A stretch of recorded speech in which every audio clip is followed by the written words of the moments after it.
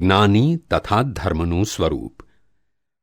આ જગતમાં કેટલાક લોકો એમ માને છે કે અમારો વ્યવહાર ધર્મ છે. અલ્યા, એમ ના કહેવાય.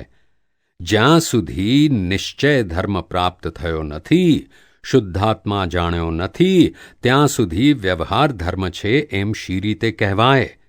નિશ્ચય ધર્મ અને વ્યવહાર ધર્મ ક્યારે જુદા પડે કે જ્યારે જ્ઞાની પુરુષ પોતાની અનંત સિદ્ધિ વાપરી તારા આત્મા અને અનાત્મા વચ્ચે લાઇન ઓફ ડિમાર્કેશન નાખી આપે અને નિરંતર છૂટું ને છૂટું જ રાખે, અને ત્યારે જ સમજાય.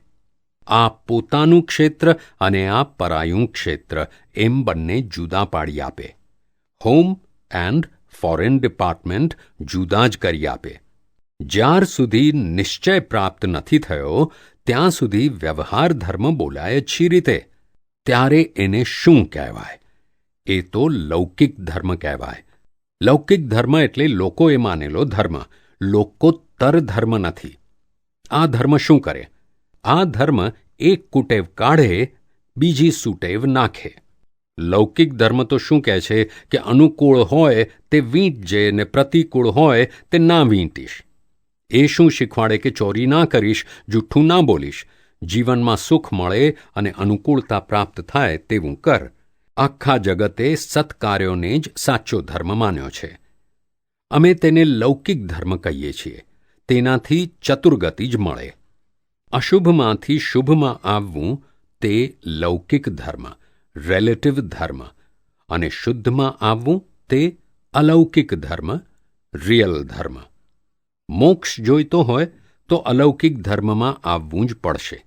અલૌકિક ધર્મમાં તો સુટેવો અને કુટેવો, અનુકૂળ અને પ્રતિકૂળ, સારું ખોટું આ બધાથી છૂટા થવાય ને ત્યારે જ મોક્ષ થાય. સ્વધર્મ એ જ સાચો ધર્મ છે, એ જ આત્માનો ધર્મ છે, એ જ અલૌકિક ધર્મ છે. બાકી દેહ ધર્મ તે બધા પરધર્મ, રિલેટિવ ધર્મ, લૌકિક ધર્મ કહેવાય. રિયલ ધર્મમાં, અલૌકિક ધર્મમાં ક્યાંય વાળા ના હોય, પંથ ના હોય, ધજા ના હોય, ગ્રહણ ત્યાગ ના હોય, મતભેદ ના હોય. અલૌકિક ધર્મ નિષ્પક્ષપાતી હોય. પક્ષપાતથી ક્યારેય મોક્ષ ના થાય. લોકોને મોક્ષે જવું છે અને બીજી બાજુ મતમતાંતરમાં પડી રહેવું છે, પક્ષાપક્ષી કરવી છે. મારું સાચું એમ કહ્યું કે વગર બોલે સામાને ખોટો ઠરાવી દે છે.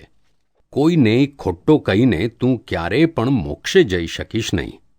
મતમતાંતર છોડી, પક્ષાપક્ષી છોડી, વાડાબંધી તોડી જ્યારે તું સેન્ટરમાં આવીશ ત્યારે જ અભેદ ચેતનના ધામને પ્રાપ્ત કરીશ. અલ્યા, આ તો તે પક્ષમાં પડી પક્ષના જ પાયા મજબૂત કર્યા ને તેમાં તારો અનંત અવતારનો સંસાર બાંધી દીધો. અલ્યા, મોક્ષે જવું છે કે પક્ષમાં પડી રહેવું છે? એક ધર્મમાં કેટલા બધા ફાંટા પડી ગયા, ઝઘડા પડી ગયા. કશાય ત્યાં મોક્ષ નહીં ને કશાય તે ધર્મ ના કહેવાય. પણ આ તો પક્ષને મજબૂત કરવા કશાયો કર્યા. અલ્યા, ધર્મને રેસ કોર્સ બનાવી દીધો. શિષ્યોની હરીફાઈમાં પડ્યા. પેલાને 5 શિષ્યો તો મારે 11 તો કરવા જ. ઘેર બાયડીને 2 છોકરા એમ 3 ઘંટ હતા તે છોડ્યા અને અહીં 11 ઘંટ વળગાડ્યા. ને ઉપરથી આખો દાડો શિષ્યો પર કઢાપો અજંપો કર્યા કરે તેને મોક્ષનું સાધન કર્યું કહેવાય? આવી કડક વાણી અમને વિતરાગને ના હોય. પણ શું કરીએ? એમના રોગને કાઢવા ગજબની મય વિતરાગતા સાથે સંપૂર્ણ કરુણાભરી વાણી સરી પડે છે. એમાં એમનોય દોષ નથી. એમની ઈચ્છા તો મોક્ષ જ જવાની છે, પણ અણસમજણથી અવળું થાય છે. કાળ જ બહુ વિચિત્ર આવ્યો છે. તેની આંધીમાં બધા લપટાયા છે. અમને અપાર તો કરુણા હોય. અમને સૌ નિર્દોષ જ દેખાય, કારણ અમે જાતે નિર્દોષ દ્રષ્ટિ કરીને આખાય જગતને નિર્દોષ જોઈએ છીએ.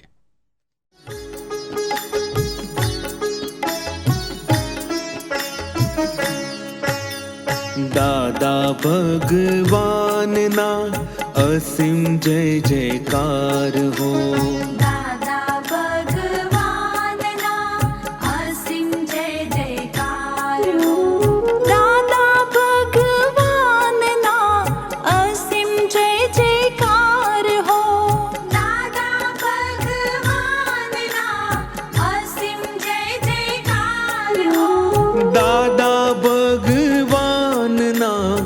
અસીમ